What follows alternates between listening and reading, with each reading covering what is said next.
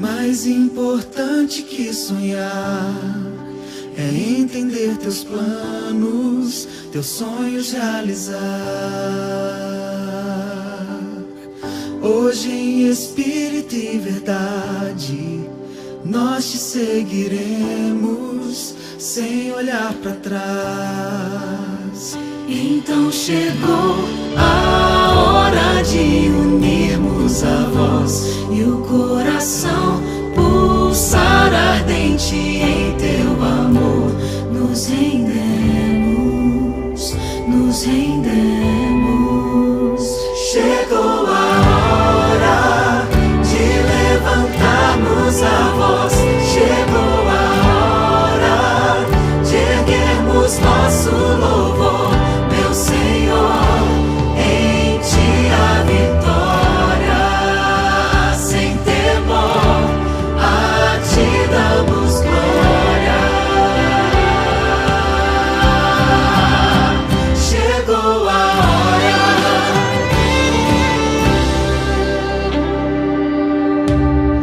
Deixamos tudo para trás, temos novo rumo e verdadeira paz.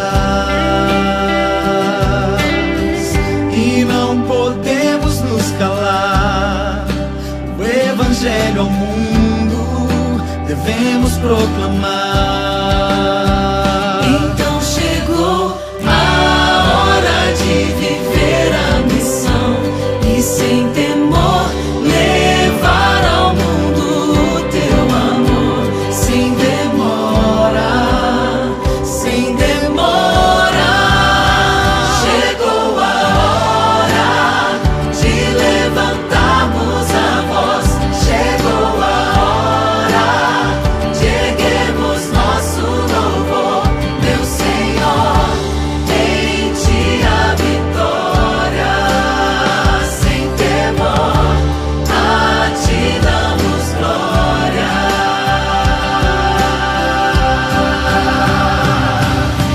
Glória, glória, aleluia. Nosso Rei em breve virá, Ele em breve virá. Glória, glória, aleluia. Vem e reina neste lugar, reina neste lugar. Glória, glória, aleluia. Nosso Rei em breve virá, Ele em breve virá. Glória, glória, aleluia. Vem e reina neste lugar, reina neste lugar.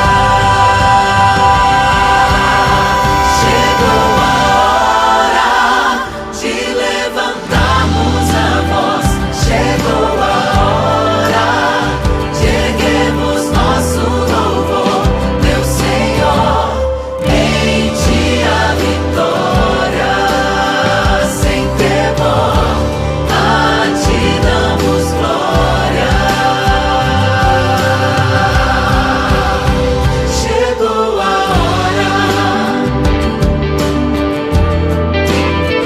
Chegou a hora.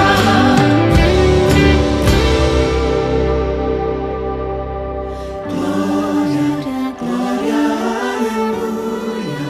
Nosso Rei em breve virá, Ele em breve virá.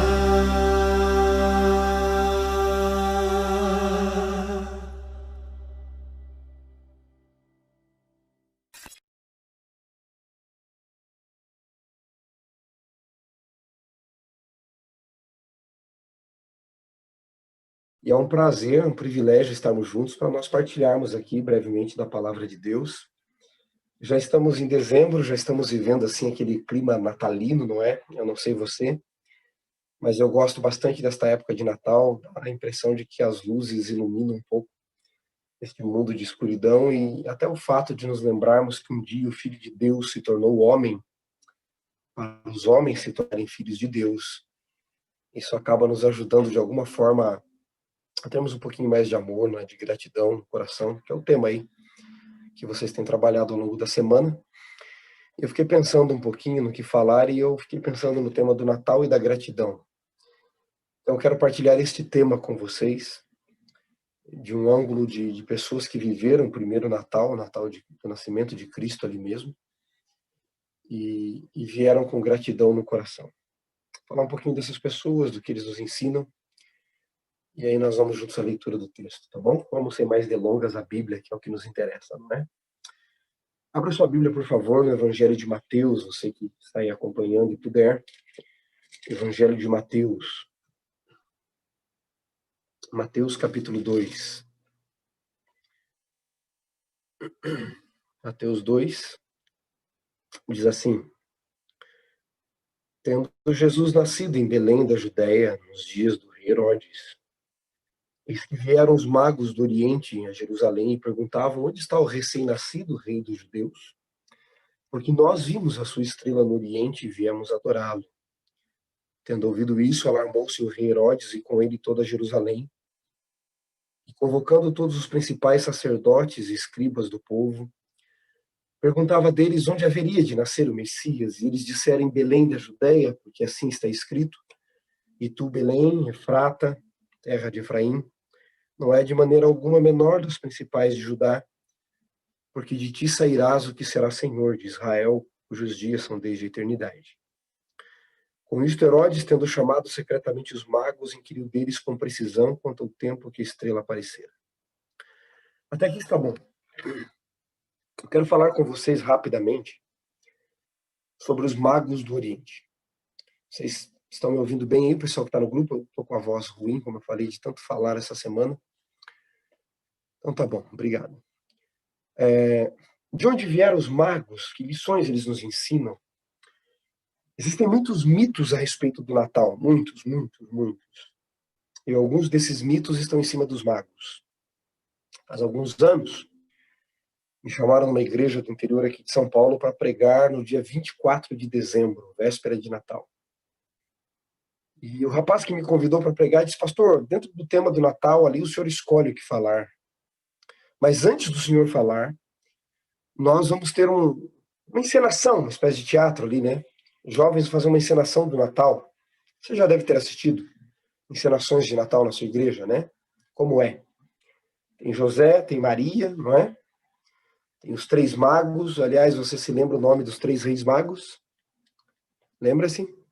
Segundo a tradição, Baltazar, Gaspar e Belchior. Você tem os pastores, você tem a cena do nascimento de Jesus, teve tudo isso na encenação. E eu ia falar naquela noite sobre os mitos do Natal, não é? E eu disse para eles assim: olha, foi bonita a encenação, teve até uma estrela assim que eles colocaram num fio de nylon, foi muito legal. Eu disse: foi bonita a encenação, mas quase nada disso, com exceção de que Jesus nasceu, quase nada disso de que vocês encenaram aconteceu. Nós criamos vários mitos no Natal. Vários mitos.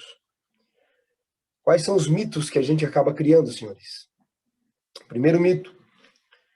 Vocês sabem, Jesus não nasceu no dia 25 e muito menos em dezembro. Nós não sabemos o dia em que Jesus nasceu. Mas uma coisa nós sabemos. Ele não nasceu no dia 25 e muito menos em dezembro. Por que nós sabemos disso? Em dezembro, ali em Israel, até meados de março, eu vou para Israel sempre como guia, é muita neve, e os pastores, diz o Evangelho de Lucas, estavam no campo. Ali é um inverno que chega a nevar. E Lucas diz que os pastores estavam no campo e os anjos apareceram cantando para esses pastores, vocês lembram? Se fosse essa época, os pastores não estariam no campo, porque eles morreriam congelados. Então não foi nessa época. Segundo mito, de que Maria chegou quase a ponto de dar à luz, não é? Porque eu me lembro que nessa encenação José e Maria chegavam na encenação e José ficava batendo de porta em porta esperando um lugar e ninguém dava um lugar até que alguém dá uma estrebaria. Maria não chegou ao ponto de dar à luz em Belém, segurando Jesus para nascer. Maria e José chegaram 3 meses antes, aproximadamente, de Jesus nascer. Tá bom? Se hospedaram numa estrebaria, uma espécie de ínsula da época, porque os pobres se hospedavam nesses lugares, era mais barato. Terceiro mito, disse eu a eles. Os magos não chegaram quando Jesus nasceu. Nas encenações que a gente faz, Maria acaba de ganhar Jesus. José está quase cortando ali o cordão umbilical, né? E as pessoas vão lá e entram os magos, né? Os magos chegaram 2 anos depois que Jesus nasceu. 2 anos depois. De onde eu sei disso? Da Bíblia. Se você der uma olhadinha em Mateus, no capítulo 2 ainda, diz que Herodes, quando chamou os magos secretamente, verso 7, Mateus 2, verso 7, inquiriu deles a precisão do tempo que a estrela aparecera. A estrela apareceu para os magos no dia em que Jesus nasceu. E Herodes disse, eu quero saber precisamente quanto tempo faz que a estrela apareceu. Quanto tempo faz que esse menino nasceu, o rei dos judeus? E eles dizem 2 anos, porque eu sei que eles dizem 2 anos, embora não esteja escrito aí. Porque você vai perceber que quando os magos vão embora, Herodes se vê enganado. O que Herodes faz? Herodes manda matar os meninos de 2 anos para baixo, diz o texto bíblico. Herodes, no verso 7, questiona a precisão do tempo, e os reis vão, e quando Herodes se vê enganado, Herodes manda matar os meninos de 2 anos para baixo, diz o verso 16, vendo-se iludido pelos magos, enfureceu-se Herodes grandemente e mandou matar todos os meninos de Belém e seus arredores de 2 anos para baixo, conforme o tempo com o qual da precisão informaram os magos. Entenderam? Então os magos não chegaram quando Jesus nasceu, chegaram 2 anos depois. Quarto mito. Não eram 3 magos. Não eram 3. Pensa-se que eram 3 porque eles deram ouro, incenso e mirra de presente. Eram 3 tipos de presentes, mas não eram 3 magos. Era uma multidão. Pergunto, o que é uma multidão para você? O que é uma multidão para você? Para mim tem que ser uns 15, 20 para cima. Mas isso aí foi só introdutório. A pergunta que eu quero trabalhar aqui nesta manhã é: de onde vieram os magos? Como eles sabiam que Jesus iria nascer? E por que aqueles presentes em gratidão? É disso que eu quero falar. Então eu vou colocar uma teoria aqui para vocês, tá ok? Eu vou colocar aqui uma teoria e você me diz aí então se você concorda ou não. Na minha opinião, esses magos do Oriente, eles vêm da linhagem de Abraão. De onde você tirou essa ideia, pastor? Vamos fazer um tour rapidamente pelo Antigo Testamento. Gênesis capítulo 25. Vá lá comigo, por favor. Gênesis capítulo 25. A primeira vez que a palavra Oriente aparece relacionado à genealogia de alguém na Bíblia está aqui.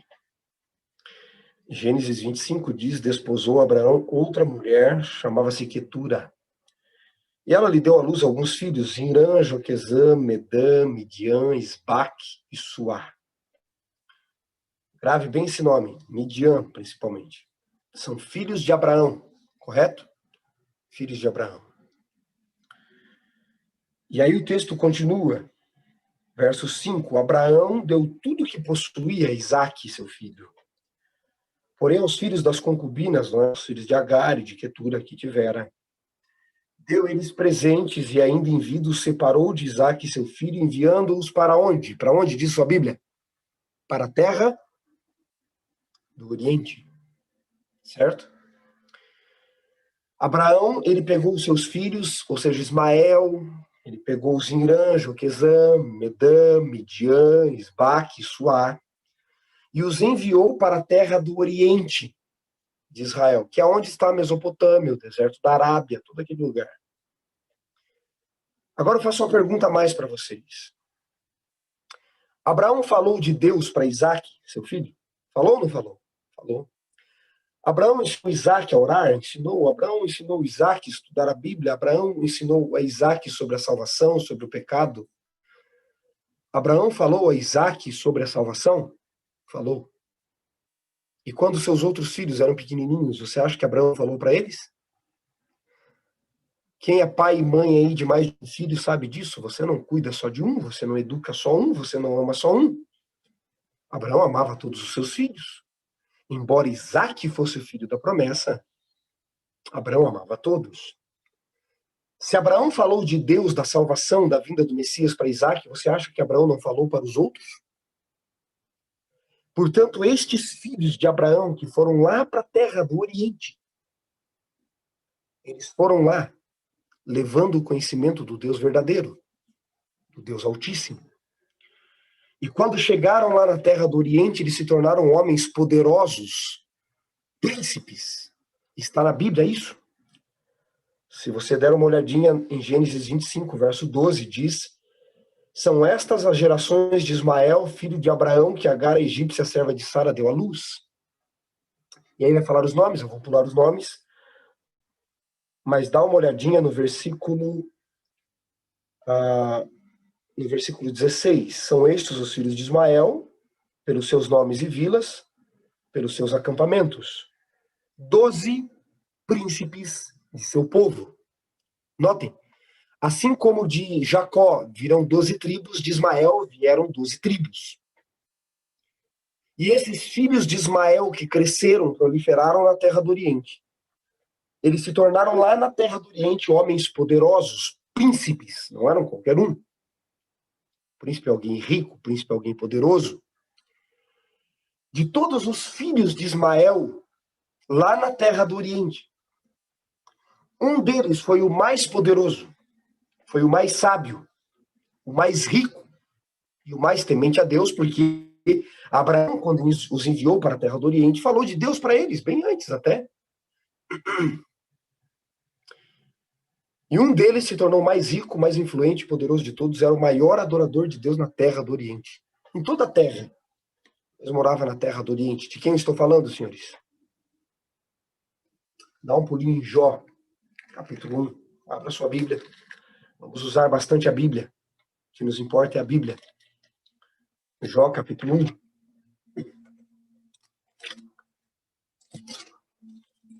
Jó, capítulo 1 diz assim, verso 1. Havia um homem na terra de Uz, cujo nome era Jó, íntegro, reto, temente a Deus, e se desviava do mal. Ele tinha 7 filhos e 3 filhas, possuía 7.000 ovelhas, 3.000 camelos, 500 juntas de bois, 500 jumentas, era muito numeroso o pessoal ao seu serviço. Agora note bem, de maneira que este homem, Jó, era o quê? O maior, o mais poderoso, aonde? Na terra do Oriente, para onde os filhos de Abraão foram enviados. Eu pergunto para você, como que pode Jó morar na terra do Oriente e ser o maior adorador de Deus na terra nessa época? Jó viveu entre a época de Isaque e Jacó. Como pode? E quando Deus, no grande conflito, foi apostar as fichas dele, ele não apostou em Isaque, em Abraão, nem em Jacó. Quando o diabo falou que todos na terra adoravam a ele, Deus disse: eu tenho na terra o meu servo Jó. Jó não era israelita, Jó morava na terra do Oriente. Como Jó conhecia Deus? Senhores, existem apenas 2 possibilidades. Ou Jó era da linhagem de Ismael, ou Jó foi convertido por um dos filhos de Ismael. Porque quem é que foi para a terra do Oriente levando o conhecimento do Deus verdadeiro? Foram os filhos de Abraão, que ele enviou para a terra do Oriente. Eu já li o texto para vocês. Na terra do Oriente, portanto, senhores, haviam adoradores de Deus, grandes e poderosos homens como Jó. Na terra do Oriente havia profetas. Você lembra que eu pedi para você decorar um dos filhos de Abraão com Quetura, um nome? Qual foi? Midian. Quando Moisés, em Êxodo 2, foge do Egito, ele vai para qual terra? Midian. E ele se casa com Zípora, filha de Jetro, alto sacerdote de Midian. Midian era um dos filhos de Abraão. Portanto, Deus tinha sacerdotes como Jetro. Diz que Jetro ainda vai adorar o Deus Altíssimo, sacrificando para eles e chamando Moisés e Arão para comer com ele. Jetro era um alto sacerdote na terra de Midian, do Deus Altíssimo, que vai gerar depois os midianitas. Na terra de Midian tinha adoradores e profetas. Você tinha no Oriente, como diz o livro de Números, Números nos diz que você tinha ali no capítulo 24 profetas de Deus na terra do Oriente. Sabe quem era? O principal profeta de Jeová na terra do Oriente?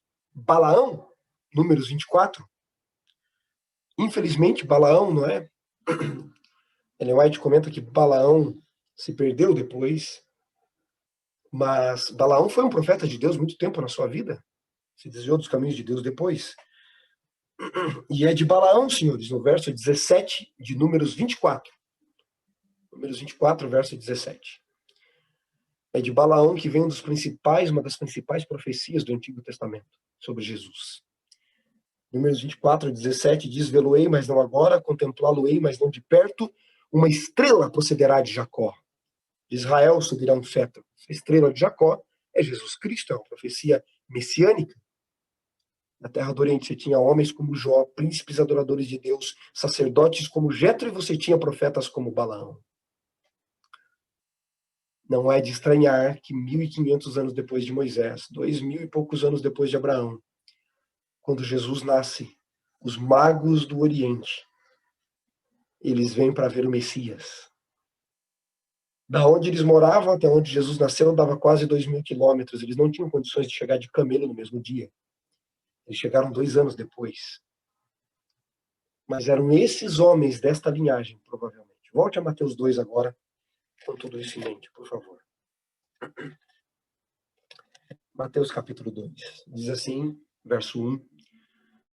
Tendo Jesus nascido em Belém, nos dias do rei Herodes, eis que vieram os magos do Oriente e perguntaram: onde está o recém-nascido rei dos judeus? Eles estudavam as profecias, eles tinham conhecimento do Deus verdadeiro. E quando eles chegaram, o verso 11 diz que entrando na casa, viram o menino com Maria, sua mãe, e prostrando-se o adoraram e abriram seus tesouros, entregaram suas ofertas, ouro, incenso e mirra. Pergunto para vocês, por que é que os magos fizeram isso? Você sabe que isso não surpreendeu quem lia as profecias. Uma das profecias mais impressionantes do Antigo Testamento está em Isaías 60. Dá um pulinho lá, por favor. Estamos encerrando já. Isaías 60. Isaías 60, verso 1 diz: Dispõe-te e resplandece, porque vem a tua luz, e a glória do Senhor nasce sobre ti. E Deus está falando para Israel. Verso 2, porque as trevas cobrem a terra e a escuridão os povos. Mas sobre ti aparece resplandecente o Senhor, e a tua glória se vê sobre ti. Verso 3, as nações se encaminham para a tua luz, e os reis para o resplendor que te nasceu. Pergunto, quem é o resplendor que nasceu em Israel? Jesus, é uma profecia messiânica. Agora, senhores, note o verso 6. Preste atenção no verso 6. A multidão de camelos te cobrirá. Dromedários de Midian, de Efá, todos virão de Sabá e trarão ouro, incenso e publicarão louvores ao Senhor. Deus, 700 anos antes de Cristo nascer, e por volta do ano 722, Isaías existiu. 700 e poucos anos antes de Jesus nascer. Através de Isaías, Deus já havia profetizado que os reis viriam trazendo ouro e incenso para o rei de Israel. Uma multidão, lembra que eu disse que não eram 3 reis magos? Uma multidão viria. Quando você volta a Mateus 2, 700 e poucos anos depois, esses reis vêm de vários lugares. E eles então se ajoelham diante do bebê Jesus, do rei de Israel, do rei do mundo. E em gratidão eles entregam para Jesus ouro, que mais? Incenso. Isaías já havia profetizado. Mas por conta deles eles trouxeram mais uma coisa. Você se lembra o que era? A mirra. E eu chamo a mirra de a melhor gratidão. Porque Isaías profetizou que eles trariam ouro e incenso. O ouro é muito legal de ganhar, ouro vale mais que dinheiro. Incenso, embora tenha alguns que não gostem, incenso perfuma o ambiente, no Oriente usam muito isso. Mas e a mirra? Isaías não havia profetizado a mirra. Por que eles trouxeram mirra? Por quê? Porque a mirra era usada naquela época para embalsamar mortos. Em outras palavras, seria a mesma coisa de eu visitar um bebezinho de alguém aí hoje e levar um caixãozinho branco, assim, pequenininho. A mirra era a mesma coisa. Agora, por que os magos levaram presente de morto para recém-nascido? Por quê? Porque eles sabiam que aquela criança que nasceu em Belém, numa manjedoura, em Belém, nasceu nesse mundo para morrer por cada um de nós. E a mirra era o melhor presente. Melhor que o ouro. Melhor que o incenso. A mirra demonstrava a fé que aqueles reis lá do Oriente, eles tinham no bebê que nasceu em Israel. Quando Jesus nasceu em Belém, ninguém do seu povo estava esperando. Ninguém. Mas os magos do Oriente estavam procurando. Quando Jesus veio a primeira vez na história deste mundo, o povo dele não estava preparado. E quando ele vier a segunda vez, será que o povo dele estará preparado? Sabe, há um texto de Ellen White que diz: de nada adiantaria Jesus nascer 1000 vezes na manjedoura em Belém, se hoje ele não nascer no seu coração. Gostaria que nós fôssemos como os magos do Oriente, procurando, buscando. E em oferta de gratidão, eles levaram a mirra, porque eles sabiam que aquele menino não era só o Salvador de Israel, era do mundo inteiro. Que nesses dias que antecedem o Natal, nesses dias turbulentos de desespero que a gente vive, você e eu, com gratidão no coração, sejamos como aqueles magos, levando o melhor presente. Qual o melhor presente que Jesus quer hoje? O nosso coração. E se você pensar assim, mas pastor, meu coração é tão pecador, como ele vai querer meu coração de presente? Meu coração é tão sujo, tão egoísta, tão preconceituoso, tão medroso, tão tímido, tão duvidoso. Lembre-se da mensagem do nascimento de Jesus. Por que é que ele não nasceu num castelo de ouro, num berçário de ouro? Por que é que ele escolheu nascer numa manjedoura em Belém, num lugar cercado por animais, fétido, com estrumes de animais?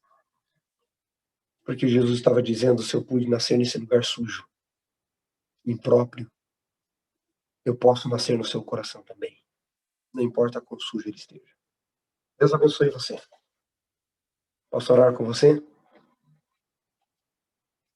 Vamos orar. Bom Deus e bom Pai, obrigado pela mensagem dos magos do Oriente. Possivelmente vieram da linhagem de Abraão, ou convertido por um dos filhos de Abraão que foram para o Oriente.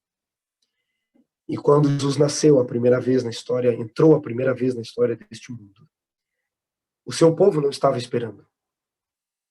Mas esses magos lá de tão distante estavam preparados, estudando as profecias e buscando ao Senhor. E vieram trazendo o melhor presente para a época, a mirra. Eles tinham fé que aquela criança morreria por eles. E hoje, em gratidão, que deveremos dar ao Senhor? O nosso coração. Porque nada adianta Jesus nascer 1000 vezes na manjedoura em Belém, se ele não nascer hoje em nosso coração. Mas se o nosso coração estiver sujo, maculado pelo pecado deste mundo, a mensagem ainda é esta: eu pude nascer num lugar sujo em Belém, eu posso nascer no seu coração também. Abençoa todos os amigos que aqui estão. E nasce em nós. Eu te peço por Jesus.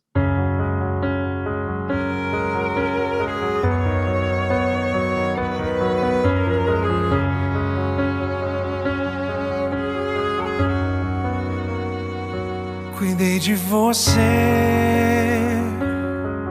quando em seu quarto chorou.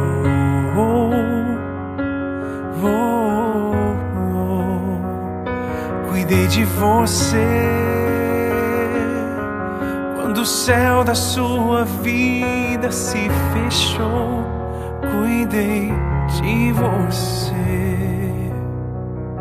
Cuidei de você no dia em que seu filho se foi e sentiu-se só. cuidei de você no leito daquele hospital, cuidei de você, cuidei de você. Hoje não temas, o tenho em meus braços. Se o choro insistir, esqueça, pois eu cuido de você.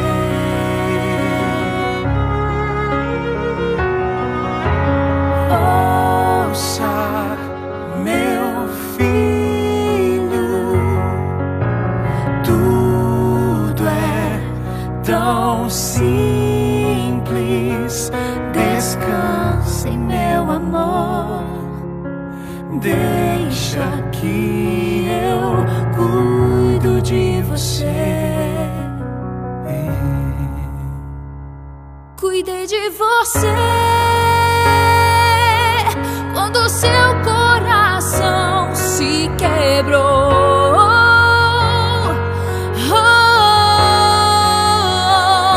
Cuidei de você quando a situação apertou. Cuidei de você.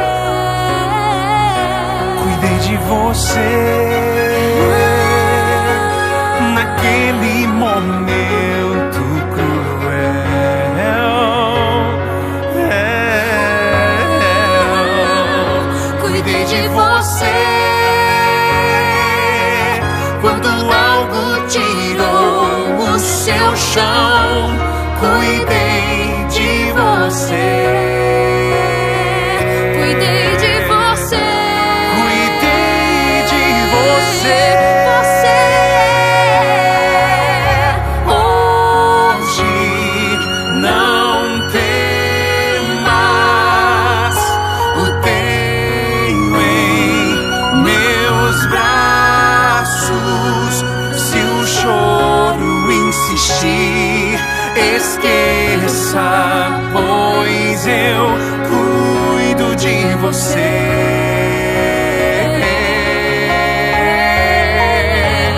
Ouça, meu filho, tudo é tão simples.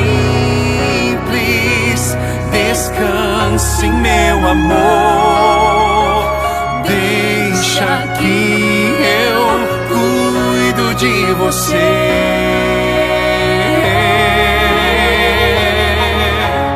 Hoje não temas, eu tenho em meus braços. Se o choro insistir, esqueça, pois eu cuido de você.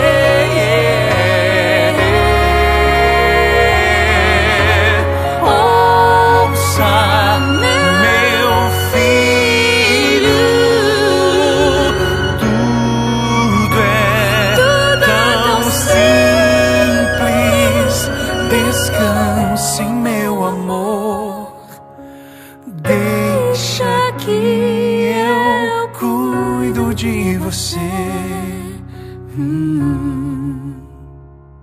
Cuidei de você no seu dia mais feliz.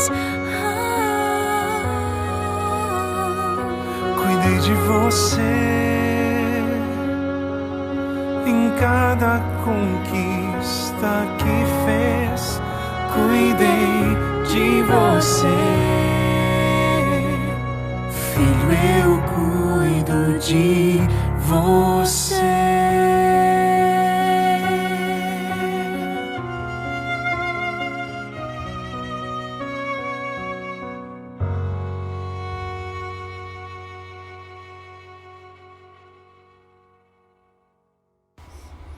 Olá, meus queridos amigos, muito obrigado por sua amizade, por seu companheirismo e pelo seu tempo agora dedicado a ouvir esse material e também compartilhar com aquele que você julgar necessário.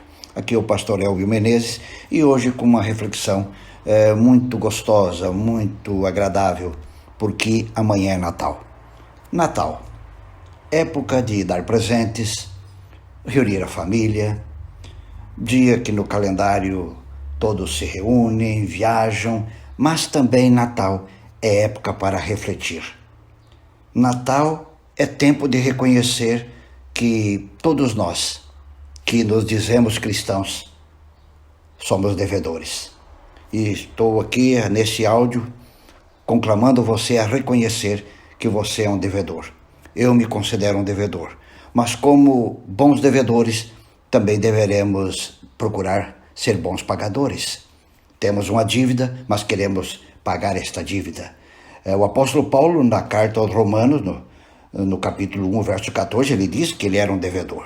Bem, se somos devedores, temos que saldar essa dívida, temos que pagar essa dívida, porque não somos maus devedores, nós devemos ser bons devedores.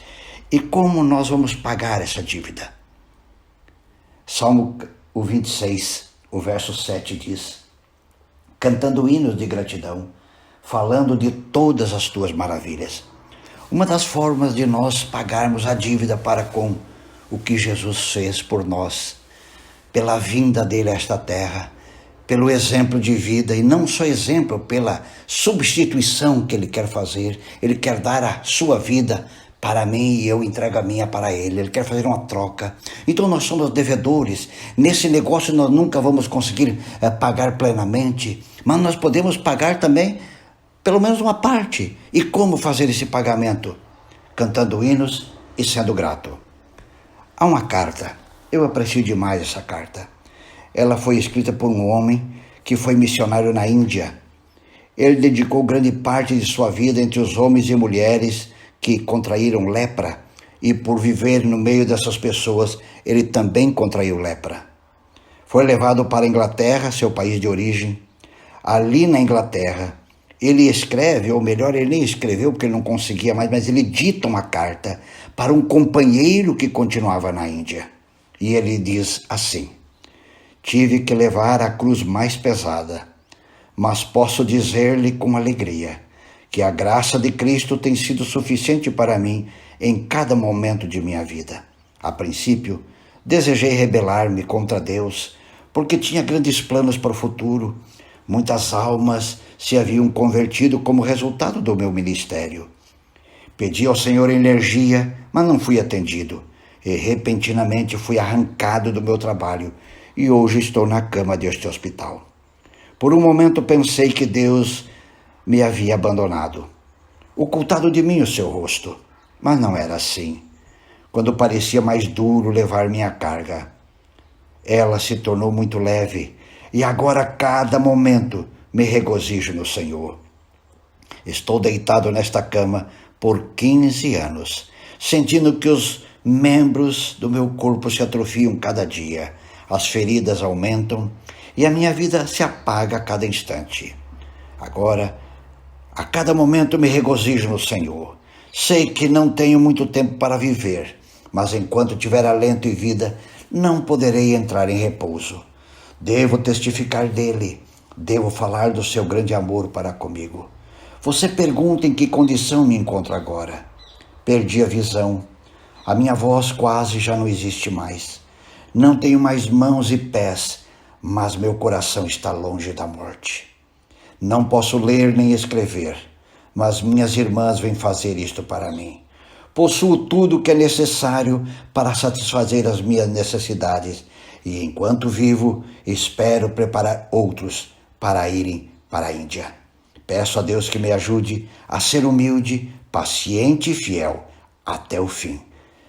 Se ainda possuísse voz, cantaria o dia inteiro, rendendo graças ao meu Deus. Amigo querido, época de Natal, amanhã é Natal, nós precisamos fazer uma reflexão. Nós somos todos devedores a Cristo. Ele morreu por você, morreu por mim, Ele oferece a salvação a todos nós, e quando nós aceitamos essa salvação oferecida, nós nos tornamos devedores. Mas uma das formas de pagar essa dívida é mantendo um espírito de gratidão, não só no dia de Natal, mas durante todos os dias que vivermos nessa terra. Não sabemos como serão nossos dias, o nosso futuro nós não sabemos, mas nós temos que saber uma coisa: independente de como serão nossos dias, se estaremos em casa ou no hospital, com saúde ou com alguma doença, isto não importa. Nós continuaremos sendo devedores e precisaremos continuar pagando esta dívida. Como? Salmo 26, 7 diz: cantando hinos de gratidão e falando de todas as suas maravilhas. Você é um devedor, mas seja também um grande pagador. Pague por esta dívida todos os dias de sua vida, cantando, louvando e engrandecendo o nome de Deus. Foi importante ele vir lá em Belém, mas só tem valor se nascer em mim também.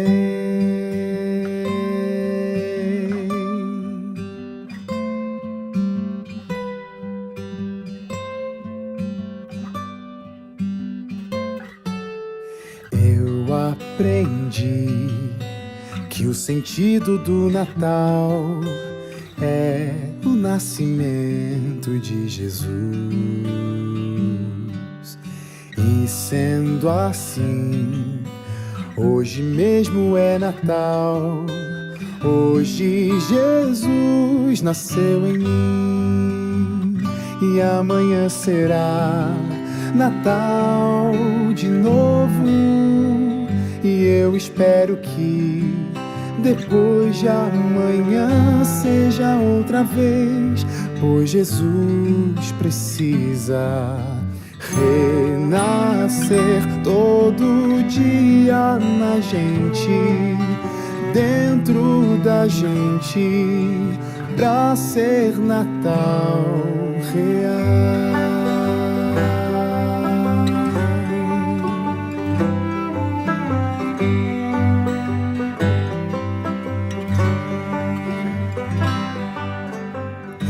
Recebi um presente de Jesus quando ele nasceu no coração.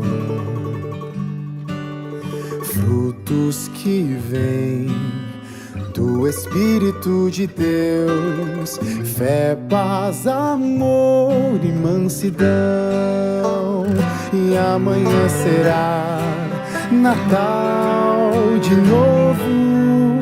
E eu espero que depois de amanhã seja outra vez, pois Jesus precisa renascer todo dia na gente, dentro da gente, pra ser Natal real.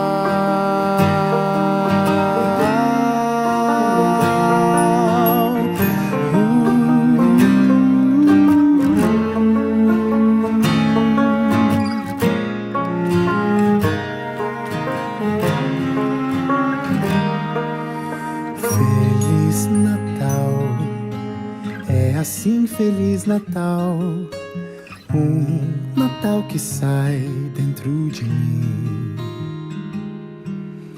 Eu quero ser como a estrela de Belém, levando outros a Jesus. E amanhã será Natal de novo. E eu espero que depois de amanhã seja outra vez, pois Jesus precisa renascer todo dia na gente, dentro da gente, pra ser Natal real.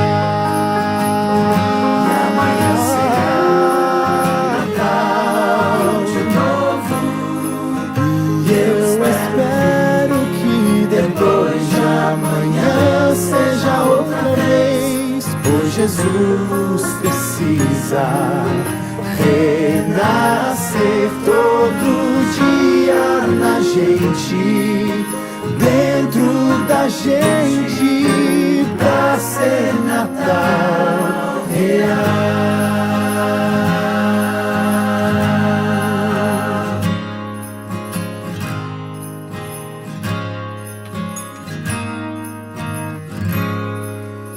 Foi importante ele vir lá em Belém, mas só tem valor se nascer em mim também.